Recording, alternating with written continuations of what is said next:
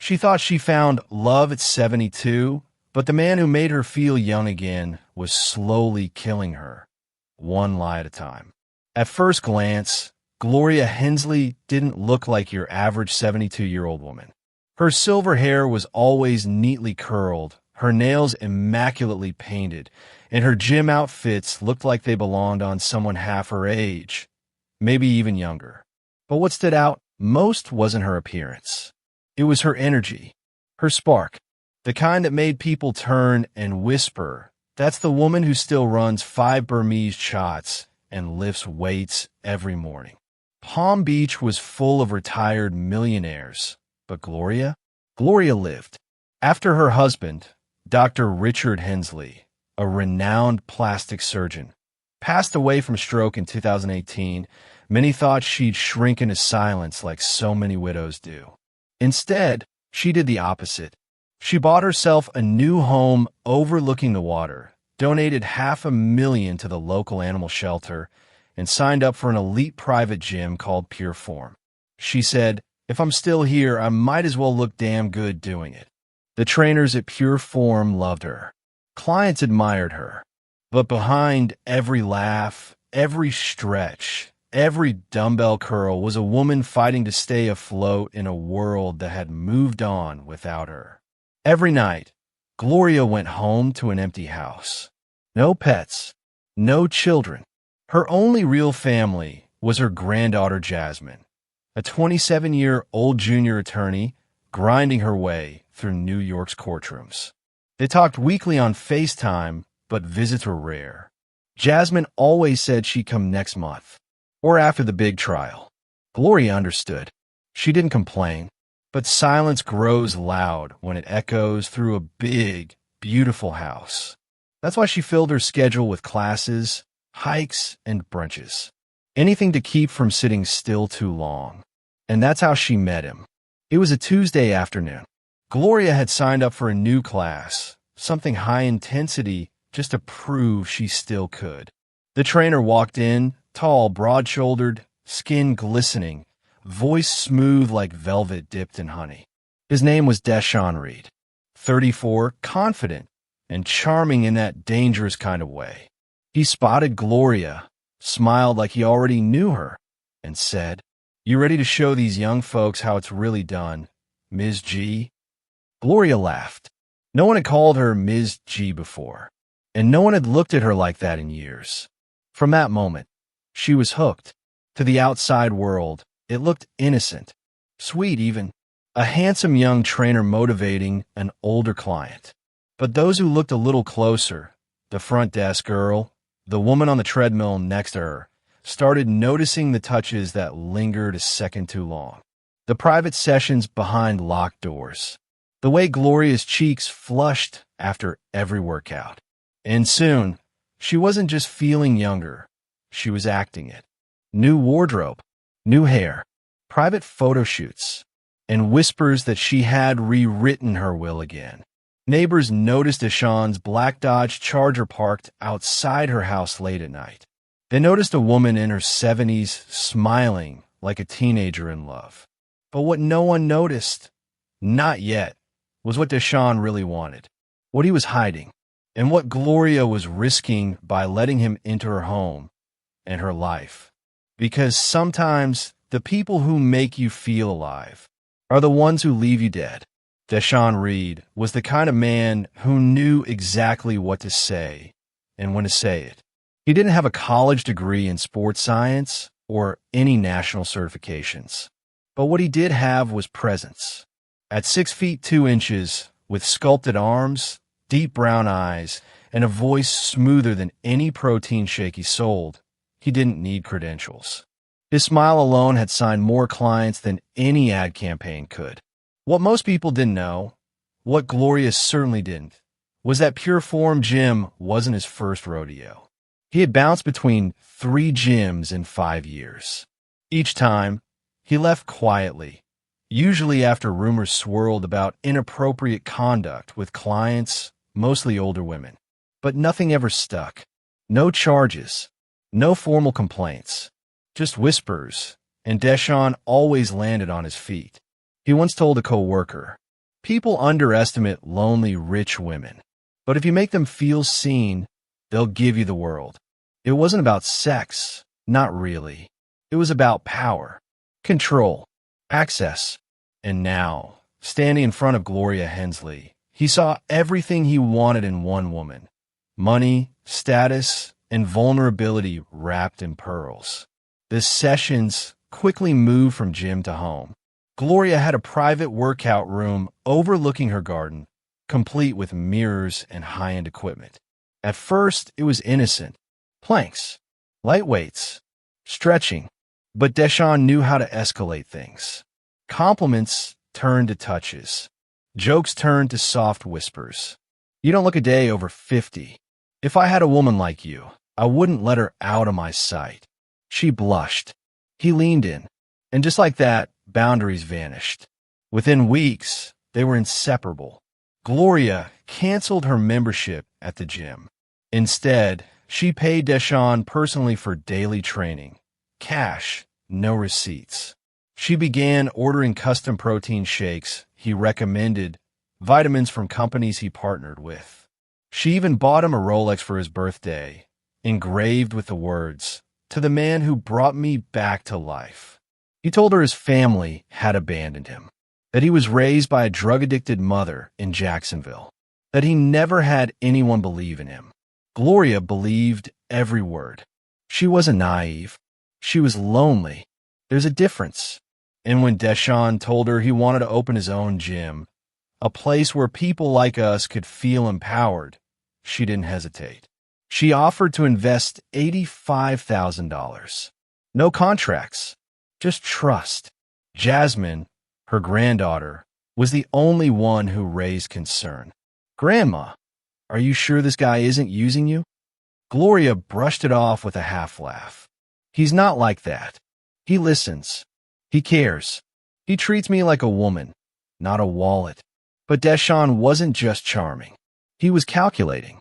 What Gloria didn't know was that Deshawn had a secret, one he had kept buried for years. In 2019, while living in Atlanta, he had tested positive for HIV during a court-ordered screening after a domestic dispute. He had never told another soul, never disclosed it to any partner. Legally, that alone could land him in prison. But if you wanted to understand Deshawn Reed, really understand him, you had to go back further than 2019. Back before the gym memberships and Rolex watches. Before Pure Form. Before Gloria. Deshawn grew up in the crumbling heart of Jacksonville's East Side, a place where streetlights flickered like dying stars and sirens were more common than lullabies. His mother, Trina, had once been a high school track star, full of promise. But that was before the pills, the arrests, the men. By the time Deshawn turned 6, she had cycled through 4 boyfriends, 3 rehab stints, and countless nights passed out on the couch with a cigarette still burning in her hand. He never knew his father. The only thing his mother ever told him was that he had too much charm and no sense, like it was both a warning and a prophecy. At 9, he started lifting weights using gallon jugs filled with sand. He wasn't trying to get strong for sports. He was trying to protect himself from the boys who mocked his hand-me-downs, from the men his mother brought home, some of whom looked at him too long in the hallway. Muscles, he learned early, were armor. But it wasn't just physical strength he learned to wield. At 15, he got his first real taste of power. Her name was Ms. Laverne. She was 60, retired schoolteacher, lonely widow who lived in the yellow house on the corner. Deshawn offered to mow her lawn one Saturday, and she handed him $40 and a glass of lemonade like he'd just saved her life. He came back the next week, then the next. Soon, he was helping her with groceries, adjusting her television, sitting on her porch steps listening to stories about her late husband. And when she started slipping him $100 bills, just because you're sweet, Deshawn realized something. People didn't always give because they had to. Sometimes, they gave because they were desperate to be seen. By 17, he was staying in Ms. Laverne's spare room. By 18, he was gone, taking her wedding ring, her flat-screen TV, and all the cash from her dresser drawer. He didn't look back. From there, it became a pattern. Older women, isolated, generous, hungry for touch, for laughter, for someone to tell them they still mattered. And Deshawn, he had learned to become whatever they needed. Sweet, sensitive, spiritual, if required. He could quote Bible verses or whisper dirty things in their ear, depending on what worked. It wasn't that he hated them. In some twisted way, he pitied them. He believed the world had forgotten them, and he was simply collecting the debt. Over the next decade, he became a master of appearances. Gym jobs came and went.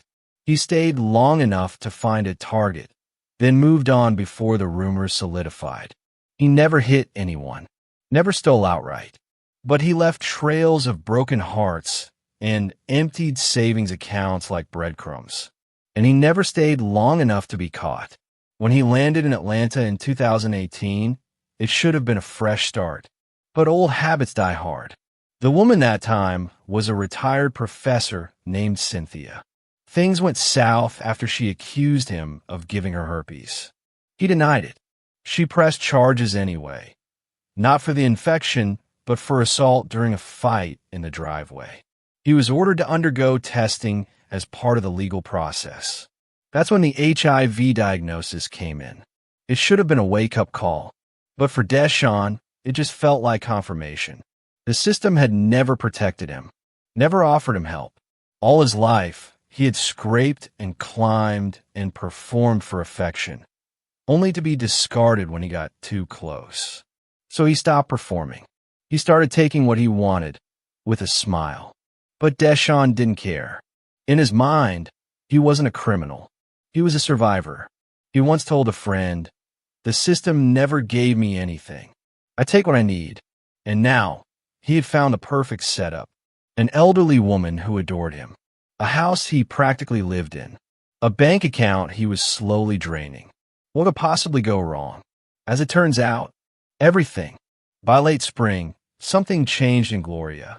She was still showing up for her morning workouts, still smiling for neighbors when she watered her roses, but her eyes had lost their shine. She looked tired. Not the kind of tired you sleep off, but the kind that burrows into your bones. And no amount of vitamin shots or yoga stretches could chase it away. It started with a cold she couldn't shake. Then came the night sweats, mouth ulcers, bruising that took too long to fade. She told Deshawn, of course. He brushed it off with a laugh. "It's probably just stress, Ms. G. You've been pushing too hard. Let me massage those shoulders. I know how to fix you up." She smiled, but her instincts whispered something else. This wasn't stress. This was different. A week later, Gloria visited her longtime physician, Dr. Catherine Morales. They ran some tests, routine, just to rule things out. When the results came back, Dr. Morales didn't call. She came to Gloria's house in person. "I don't want to alarm you," she said gently, "but your results are consistent with late-stage HIV infection. We'll need to confirm with more specific tests." Gloria felt like the room spun sideways. HIV? At 72? She hadn't been with anyone since Richard died, except only one name came to mind. Deshawn. But denial is a powerful drug, and love is even stronger. At first, Gloria told herself it had to be a mistake. Lab error, a contaminated needle, something from decades ago that somehow resurfaced. She didn't confront Deshawn right away. She waited. She watched. And then she did something bold, something most women her age wouldn't dare. She went through his bag while he was in the shower. What she found confirmed her worst fear. A half-empty bottle of antiretroviral medication tucked beneath his gym shorts. Prescription label torn off. No name, but unmistakable. The next morning, Gloria didn't go for her usual protein smoothie. She sat across from him at the breakfast table and asked quietly, "Why didn't you tell me you were positive?"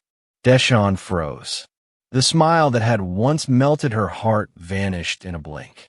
What the hell are you talking about? She didn't raise her voice. She didn't cry. She simply slid the bottle across the table. His jaw clenched. That's not mine. Then whose is it? She asked. The silence between them stretched long and thin, like glass about to crack. Finally, he stood up, grabbed the bottle, and tossed it in the trash. You're being paranoid. You don't trust me, after everything. But she did. That was the problem. Later that night, Gloria sat at her writing desk and opened her laptop. She began typing an email to her attorney. If anything happens to me, I want this on record. I believe Deshawn Reed knowingly infected me with HIV. I believe he has lied to me about his health, and I am currently reviewing my estate plans. She saved a draft. She didn't send it. Not yet. She still wanted to believe it was all some huge misunderstanding, that maybe he had a rare condition or was taking the meds preventatively, that the man who kissed her forehead each night couldn't also be the one poisoning her from the inside. But deep down she knew the man she had fallen in love with was killing her. And worse, he knew it. By the time July rolled around, Gloria Hensley wasn't just heartbroken. She was terrified. The second test came back positive. No doubt this time. She had HIV. Dr. Morales gently offered counseling, treatment plans, and referrals. But Gloria barely heard her. Her mind was racing in 1,000 directions. Shame, betrayal, and a growing sense of fear that tightened around her like a noose. She began withdrawing from Deshawn. The morning smoothie stopped. The flirty text messages ended.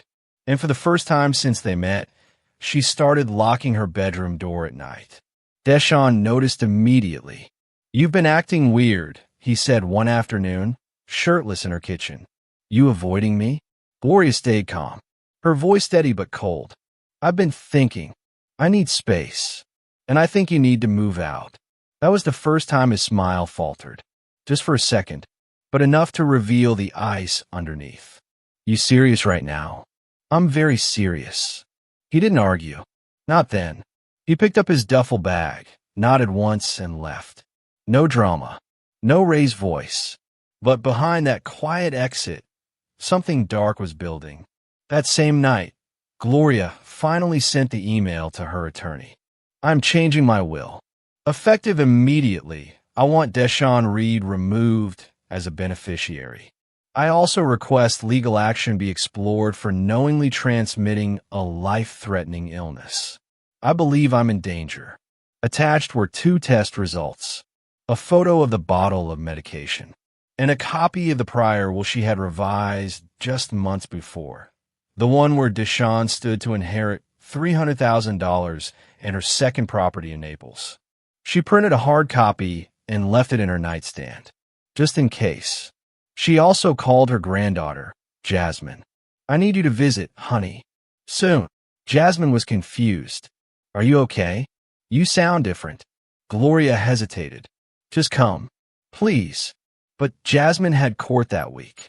She promised she'd fly down the following Monday. Monday would be too late. The days leading up to that Saturday passed slowly, like thick syrup over cold marble. Gloria tried to keep her routines. She still brewed her morning coffee exactly the way Richard had liked it.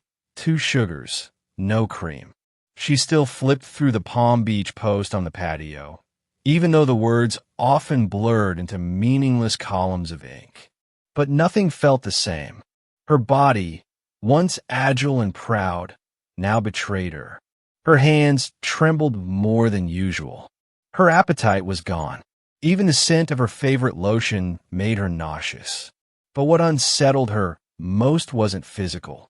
It was the silence. The house felt too quiet. Not peaceful, but expectant, like it was holding its breath. Every creak of the floorboards, every soft knock of wind against the window made her jump. And at night, she locked her bedroom door and sat with her back to it, the lamp on, a fire poker gripped loosely in one hand. She wasn't afraid of ghosts. She was afraid of him.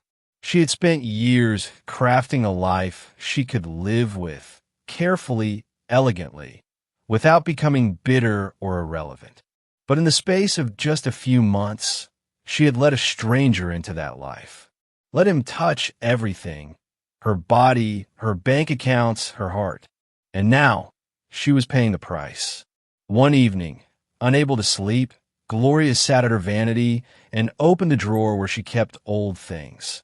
Dried rose petals from Richard's funeral, her mother's hand mirror, a bundle of birthday cards from Jasmine. She found a photograph of herself from 15 years ago, standing on the beach with her husband, wind in her hair, holding a glass of champagne. She looked happy. Not just happy, safe. Tears slid down her cheek before she could stop them. What had she been thinking?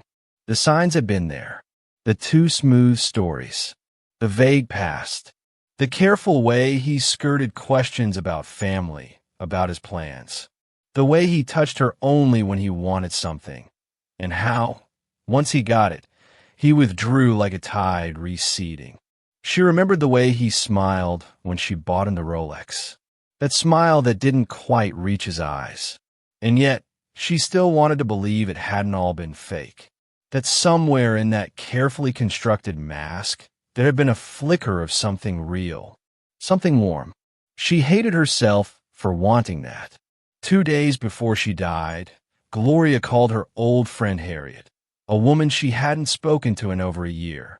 They'd met decades ago during a fundraiser for veterans, and Harriet had always been the pragmatic one. Sharp, unsentimental, the kind of woman who wore red lipstick to funerals and never cried in public. Harriet was surprised by the call, but delighted. They spoke for 20 minutes. Gloria didn't say much about Deshawn, just that she was thinking of making some changes and wanted to tighten things up legally. Harriet, ever the realist, said, if there's a man involved, don't wait too long. Trust fades faster than love. Before hanging up, Harriet asked if she was okay. Gloria paused, then lied. I'm fine, just tired. That night, she took out her old Polaroid camera. Not the sleek iPhone with filters, the clunky, outdated one from the 80s. She stood in front of the mirror and snapped a photo of herself. No makeup, no smile, just truth. She placed it in her journal, beside an entry she had written earlier that week. I don't know who I am to him anymore. A blessing? A burden? Or just a soft place to land while he reloads? Richard would have seen him for what he was. I wish I had. On Friday, she gathered every photo of Deshawn in the house. Prints, selfies, even the one of them from her 73rd birthday party where he kissed her cheek. She placed them in a shoebox, sealed it, and wrote on the lid with a black marker. Do not open. Let this chapter stay closed. She placed the box in the guest room closet on the highest shelf. By Saturday morning, something inside her had hardened. Not anger, not revenge, resolve. She dressed in her favorite white linen blouse, the one Richard used to say made her look like the moon on a summer night. She poured herself a glass of sparkling water and sat at the kitchen table. It was time to close the door she never should have opened. On Saturday afternoon, Gloria texted Deshawn one last time. I left something in the guest room. I think it's yours. She meant his supplements, the pills he swore weren't his. The security camera on the front porch showed him arriving at 6:43 p.m., a duffel bag in hand. He was dressed casually, gym shorts, sneakers, sleeveless hoodie. The camera caught him entering. It never caught him leaving. At 9:14 p.m., Gloria's neighbor, a woman named Carol from 2 houses down, noticed the lights by the pool were still on. Strange, considering Gloria usually turned in by 8. At 10:37 p.m., Carol called 911. My neighbor's house looks off. I just have a bad feeling. When police arrived, they found Gloria floating face down in her own pool. Her head had struck the edge of the diving board, splitting the skin clean open. No signs of forced entry. No signs of struggle, at first glance. The officer on scene noted it looked like an unfortunate accident involving a frail, elderly woman and a slippery tile. Deshawn was nowhere to be found. The next day, he showed up at Gloria's attorney's office, calm, collected, in a black button-up shirt. "I'm here to make sure her wishes are respected." He produced a copy of the old will, the one where he was still a major beneficiary. He said she slipped by the pool, that he had stopped by to drop off her vitamins, but left before sunset. No one questioned him. Not yet. He even helped plan the funeral. But what Deshawn didn't know was this. Gloria's email had already been flagged by the law firm's internal system as urgent, potentially criminal. And Jasmine? She was already on a plane to Florida. The call came just after dawn. Jasmine was still in bed, her phone buzzing insistently against the nightstand. She groggily reached for it, half expecting a client emergency or some last-minute court hearing. But when she saw the caller ID, Palm Beach County Medical Examiner's Office, her stomach dropped before she even answered. The voice on the other end was clinical, practiced, almost bored. "We regret to inform you that your grandmother, Gloria Hensley, was pronounced dead last night. Cause of death appears to be accidental drowning. The body has been released to the family for final arrangements." Just like that. No preamble. No investigation. No time to process. One moment Gloria was asking Jasmine to come visit. Now she was gone. Jasmine sat upright in bed, the sheets tangled around her legs. Her mind reeled. Something wasn't right. Gloria didn't just fall. She was meticulous, cautious even. That pool was her sanctuary, her morning ritual. Jasmine had watched her swim laps like clockwork for years. And more than that, the tone in her voice during that last call had lingered in Jasmine's mind ever since. It wasn't just sadness. It was fear, a quiet kind of desperation Gloria had never let anyone hear before. Jasmine packed her suitcase and was on the next flight to Florida. When she arrived at the house, it felt hollow. The gardenias out front hadn't been watered. The mail overflowed from the box. The silence inside the house pressed in like fog, thick and unnatural. What struck her most was how quickly the funeral had been arranged. Closed casket, no autopsy, no formal viewing. Deshawn had told the funeral director that Gloria wouldn't have wanted a big fuss. He claimed she was embarrassed about her recent weight loss, that she wanted a simple farewell, just family and a few friends. But Jasmine knew her grandmother. Gloria had planned every detail of her late husband's service down to the font on the program. She wasn't afraid of being seen. She embraced it. Her silence now was deafening. And then there was him. Deshawn stood at the front of the small chapel, dressed in a sleek black suit, his hands folded respectfully, his face an impenetrable mask of calm. To the untrained eye, he looked heartbroken, the doting companion, grieving the woman who gave him purpose. But Jasmine watched him closely.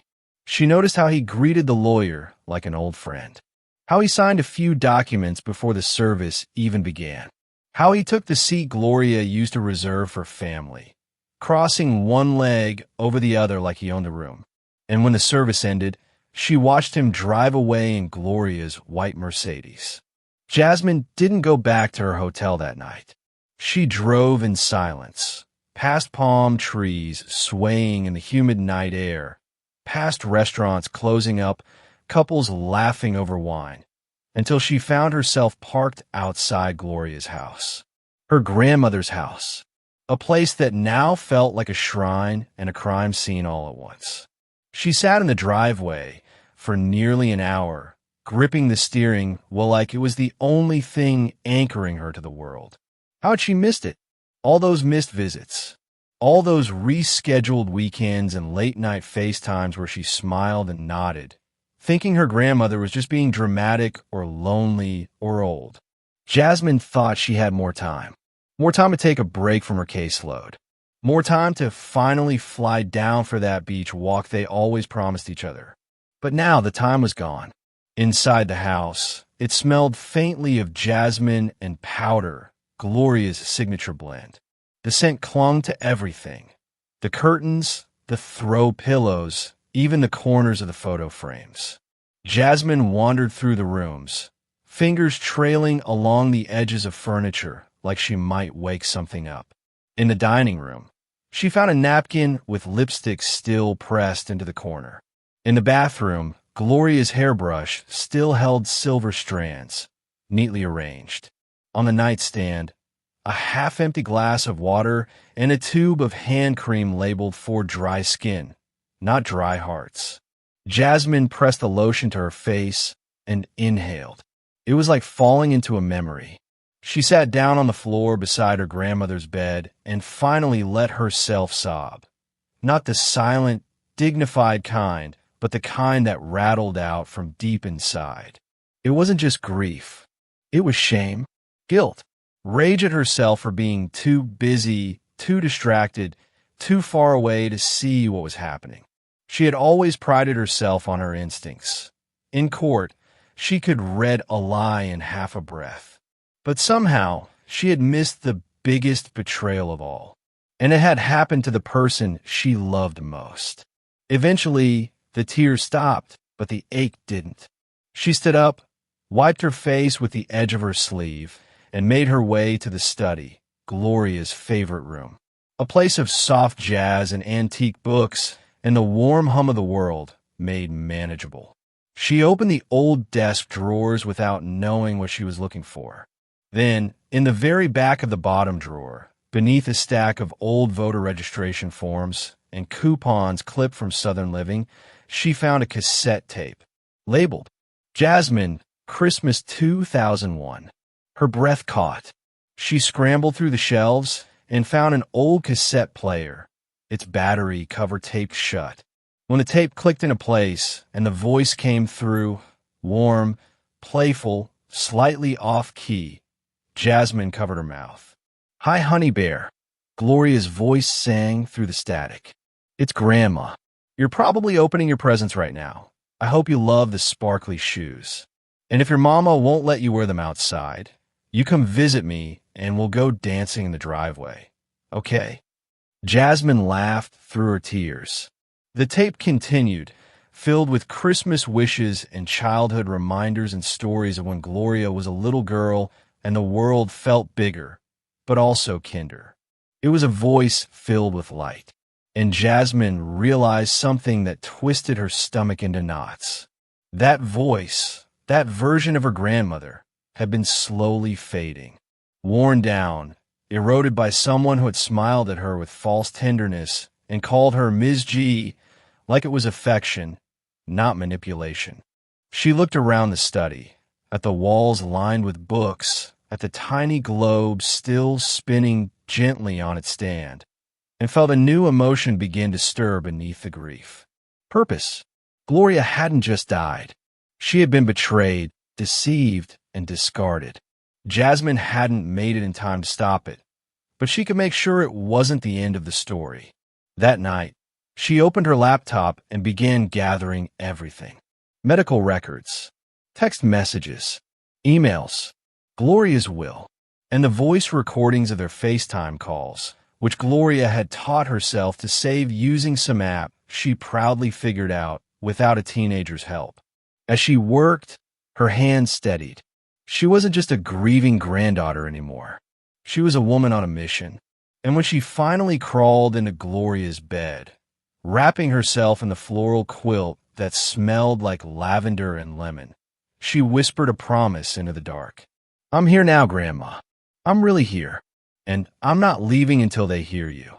That night, Jasmine found the guest bedroom door slightly ajar. On the floor sat a duffel bag, Deshawn's half-packed. Inside were 2 shirts, some socks, and a prepaid phone. In the corner, tucked under the bed, she found something else, a crumpled piece of paper.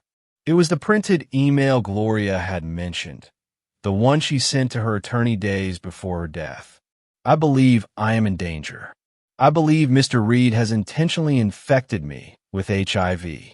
I am removing him from my will, effective immediately." Jasmine stared at the words, her breath caught in her throat. No one at the funeral had said a word about Gloria's diagnosis. No one mentioned HIV. No one mentioned fear. According to Deshawn, she had simply slipped. Tragic. Elderly. Frail. Case closed. But this was something else. This was a woman who had made preparations, who had known something might happen, who had tried, desperately, to protect herself in the only way she knew how, by leaving behind a paper trail. Jasmine's heart ached, but her focus sharpened. Her grandmother hadn't died in an accident. She had been silenced. The next morning, she drove straight to the Palm Beach Police Department. She brought the email, the test results, a list of medications Gloria never took, and the name of the man now living in her grandmother's house, driving her car, and, Jasmine suspected, hiding behind a carefully constructed lie. The detective on duty took one look at the documents and raised an eyebrow. "We'll reopen the file," he said slowly. "But if what you're suggesting is true, this isn't just a case of elder abuse. It could be premeditated murder." Jasmine nodded, jaw clenched. She trusted him, she whispered, and he killed her for it. What she didn't know, not yet, was that the security system Gloria had installed just a year prior had backed up footage to the cloud. And somewhere in that footage was the truth Deshawn thought he'd buried forever. The detective assigned to Gloria's case was named Angela Rowe, a 43-year-old veteran with a sharp eye and an even sharper instinct for when something didn't add up. And from the moment Jasmine placed Gloria's printed email on her desk, Angela knew this was no accident. Officially, the case had been closed within 12 hours. Elderly woman, private residence, head trauma consistent with a fall. But unofficially, the whole thing reeked of convenience. Angela reopened the case under a provisional title, Suspicious Circumstances, Pending Homicide Review. The first thing she did was visit Gloria's home, now under temporary estate lockdown after Jasmine filed an injunction. Deshawn wasn't there. He had taken a trip to Atlanta, according to his neighbor, but promised to be back for legal stuff. Angela stepped into Gloria's bedroom and was struck by how intact everything was. There were no signs of struggle, no forced entry, no tipped-over furniture. But when she entered the guest room, she noticed the duffel bag Jasmine had mentioned, and something more. A router and security hub mounted discreetly in a corner. Angela crouched beside it. The home security company logo was small but familiar, a national brand known for automatic cloud backups. "Bingo," she muttered. Within 24 hours, she had obtained a warrant for the cloud data. She knew time was critical. If Deshawn caught wind of the investigation, he might try to wipe whatever he could. But he didn't, because he still believed he'd gotten away with it. The video files came in encrypted. The IT forensics team went to work, combing through dozens of motion-trigger clips from cameras placed around the property. The front door, garage, poolside, and one angle from the back patio that faced the pool. And then they found it. July 8th, 6:43 p.m. Deshawn walks up the front steps with a gym bag. Gloria lets him in. 7:11 p.m. They're on the patio. The video is silent, but their body language is unmistakable. Gloria is pointing. Her hands tremble. She looks angry. Deshawn moves closer, leans in, says something. Gloria turns away, walks toward the pool. 7:14 p.m. He follows. Fast. Too fast. And then it happens. From the patio camera, it's a wide shot, grainy, dusk settling in. But it's clear as day. Deshawn pushes her. A sharp, sudden shove between the shoulder blades. Gloria stumbles forward, hits her head on the concrete ledge, and tumbles into the water. Angela froze the frame. There was no hesitation, no panic, just a clean, calculated act of violence. But what chilled her more than the act was what came next. Deshawn stood at the edge of the pool for over a minute, watching, not moving, no attempt to help, no call for help, just watching. as if making sure she wasn't going to float back up. Then he turned, walked inside. At 9:02 p.m., he turned off the patio lights. At 9:14, the neighbor called 911. He waited nearly 2 hours before letting her be found. Angela called Jasmine that night. Her voice was tight. "We have what we need." Jasmine didn't respond at first. She just let out a long breath, the kind you hold when you've been living in between heartbreak and hope. Then she asked, "Can I see it?" Angela hesitated. "You don't want to?" "I have to." The next day, they sat in the precinct's small video room. Jasmine watched every second of the footage. Her eyes didn't blink. Her hands didn't move. When the screen went dark, she said nothing until Angela asked gently, "Are you okay?" Jasmine shook her head. "No, but I will be, as long as he doesn't get away with it." Arresting Deshawn wasn't hard. He returned to Florida 2 days later, smug and sun-kissed. He didn't see it coming. Not when the officers surrounded him at the gas station, not when they read the charges. First-degree murder. Fraud. Knowingly transmitting HIV. He didn't say a word. Back at the station, Angela slid the printout of the old will across the table. "This the one you plan to use?" Deshawn finally spoke. She signed it. No one made her. "You can't fake love." Angela leaned forward. Her voice was flat. "You're right. You can't fake love. But you can fake loyalty. And you can fake grief. What you can't fake is video." And with that, she dropped a USB drive onto the table. He looked down, and for the first time since this began, Deshawn Reed stopped smiling. The courtroom was packed. Journalists lined the back wall. Locals clutched tissues and whispered behind cupped hands. And at the center of it all sat Deshawn Reed, in a navy suit 2 sizes too big, hair freshly lined up, hands folded neatly on the defense table. He looked calm, serene even, like none of this mattered. Like the death of a 72-year-old woman who once kissed his forehead every night was just a footnote in a life he'd already moved on from. The state of Florida v. Deshawn Reed began with a list of charges that hit like a drumbeat. First-degree murder, financial exploitation of a vulnerable adult, knowingly transmitting HIV, forgery, fraud. The prosecution came out swinging. They presented Gloria's medical records first. Positive HIV test, elevated viral loads, her doctor's testimony confirming she had no other risk factors. Then came the will, the 2 versions. The first left Deshawn nearly $300,000 in property. The second, written days before her death, cut him out completely. Gloria's attorney confirmed she had called deeply disturbed, saying she feared for her life. And then, the video. The room went silent as the grainy footage played on the screen.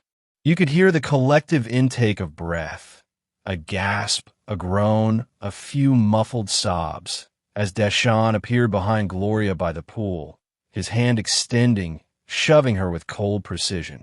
No struggle, no accident, just one moment of trust turned fatal. The prosecutor let the video play twice. Then she turned to the jury. This man was not a caregiver. He was not a companion. He was a predator in gym shorts. And Gloria Hensley, vibrant, sharp, generous Gloria, paid the price for loving the wrong man. Deshawn's defense was weak at best. They tried to claim the push was playful, that Gloria slipped on her own, that the timing of her will was suspiciously convenient and driven by jealous relatives who disapproved of their relationship. They questioned Jasmine's motivations. They even suggested Gloria was mentally confused. But the evidence didn't lie, and neither did the truth inside Jasmine. She took the stand on the 4th day of trial. In a black blouse and pearls, her grandmother's pearls, she faced the man who had smiled his way into their lives and said, clearly, he knew exactly what he was doing. He watched her die. She asked me to visit, and I didn't make it in time. But I'll be damned if I let him take her name down with him. Her voice trembled, but her spine never wavered. In cross-examination, Deshawn's lawyer tried to rattle her. "Ms. Hensley, are you suggesting your grandmother, an educated woman, was easily manipulated?" Jasmine didn't blink. Not easily, just lonely. And he knew it. On the 7th day, the jury deliberated. They were gone 3 hours. They returned with a unanimous verdict. Guilty on all counts. Deshawn stared straight ahead, jaw clenched. No reaction, no apology, no glance toward the gallery. The judge, a soft-spoken man with deep lines in his face, looked him square in the eye. "You betrayed trust. You manipulated affection. And you extinguished a life that had so much more to give. I sentence you to life in prison without the possibility of parole." And just like that, the curtain closed on Deshawn Reed. Not with screams, not with rage, but with silence. The kind of silence that Gloria had once tried to fill with laughter and gardenias and protein shakes. The kind that echoes when justice, finally, has spoken. The verdict had been read. The gavel had fallen. The courtroom was still. But Jasmine wasn't finished. As the guards moved to escort Deshawn out, she leaned toward the prosecutor and whispered something. The woman hesitated, then nodded. A quick word with the judge followed. Permission granted. Deshawn was seated in a holding room adjacent to the courtroom, wrists still cuffed, but posture relaxed, as if the weight of a life sentence hadn't yet touched him. He sat back in the metal chair like it was his throne, jaw set, eyes distant. When the door opened and Jasmine walked in, his head turned slowly. A small smirk crept onto his lips. Well, he drawled. Didn't expect a personal goodbye. "What, you want to gloat?" She didn't respond immediately, just closed the door behind her and stood across the room, arms folded, her expression unreadable. "I don't need to gloat," she said quietly. "You lost something today that you'll never get back. But I didn't come here for that." He raised an eyebrow. "Then why are you here?" Jasmine took a deep breath, then pulled a folded piece of paper from her pocket. It was aged, creased from being opened too many times. She unfolded it slowly and read aloud. "Sometimes I wonder if I'm just a transaction to him. But then he holds my hand and I forget how to be angry. Love at my age is different. It doesn't roar. It whispers. But maybe I've mistaken a lie for a lullaby." Deshawn's smirk faded. Jasmine lowered the page. "That's from her journal. You never saw that side of her, did you? You took her for a lonely old woman. Easy to impress, easy to manipulate. But she was deeper than you ever knew. And even in her doubt, she still wanted to believe you were good." He looked away. She stepped closer. "My grandmother was the strongest person I've ever known. She didn't deserve to be tricked into love. She didn't deserve to be kissed by a man who was slowly killing her. And she definitely didn't deserve to die afraid, wondering if the last hand she ever held was the one that pushed her." Deshawn's jaw flexed. "She chose me," he said quietly. "You don't get it. I didn't force her into anything. She wanted to feel alive again. I gave her that." "No," Jasmine replied sharply. "She gave you everything, and you fed on her like a parasite. You knew exactly what you were doing the whole time." He scoffed. "You think you're better than me?" Jasmine didn't flinch. "I know I am. Not because of my degrees. Not because of the verdict. But because I never had to lie to be loved." For a moment, the room fell into silence. And in that stillness, something in Deshawn cracked, just slightly. His eyes flickered. He looked tired. Smaller somehow. "She said." "I made her laugh," he muttered. "You did," Jasmine said, voice softening. "That's what made it worse." He looked up at her then, like maybe, just maybe, a sliver of guilt had finally reached him. But it was too late. Jasmine turned to leave, hand on the door. She paused, glanced back. "She saw you for what you were in the end. And she still left you a chance to walk away. You could have just walked away." He said nothing. As the door clicked shut behind her, Deshawn Reed sat alone in the cold, fluorescent room. No audience left to charm, no grandmother left to fool, and no more lies that could save him. The sentence was final. Life without parole. The courtroom emptied. Reporters packed up. Deshawn was led away in shackles, his smirk finally erased. But for Jasmine, there was no victory dance. No sense of relief. Just an aching, hollow space where her grandmother used to be, one that no verdict could ever fill. She stayed in Florida for 3 more weeks after the trial. Not because she had to, but because she couldn't bear the thought of leaving Gloria's house behind. Every room still smelled faintly of her perfume. Every drawer held a piece of her life. Handwritten recipes, Polaroids from the 80s, a scarf still draped across the back of her reading chair like she might return any minute. The pool had been drained and refilled. But Jasmine couldn't look at it without blinking away tears. She'd sit by the edge in the evenings, sipping weak tea, clutching her grandmother's robe like a lifeline. One morning, while going through a box of papers in the closet, she found something unexpected. A journal, brown leather, tied with a faded blue ribbon. Inside were pages and pages of Gloria's looping cursive. Letters to Richard. Reflections on growing older. Fears about being alone. And then, toward the end, entries about Deshawn. He makes me feel seen. I don't know if it's real, but I want to believe it is. Sometimes I wonder if I'm just a transaction to him. But then he holds my hand, and I forget how to be angry. Love at my age is different. It doesn't roar. It whispers. But maybe I've mistaken a lie for a lullaby. Jasmine read those lines over and over, tears falling onto the ink. She realized something painful that day. Her grandmother hadn't died just from a push. She had been worn down piece by piece, tricked, lied to, used. And worst of all, she knew it, but still clung to hope. That's what hurt the most. Because people don't die only from wounds. They die from silence, from being unseen, from giving love where there is none in return. A month later, Jasmine returned to New York, but she didn't go back to court right away. Instead, she used the money Gloria had left her to start something new. A foundation, the Hensley Trust, a nonprofit dedicated to educating and protecting vulnerable seniors from romantic and financial exploitation. She started speaking at community centers, ran free legal clinics. She gave TED-style talks titled, "Lonely is Not Stupid and Love Shouldn't Kill You."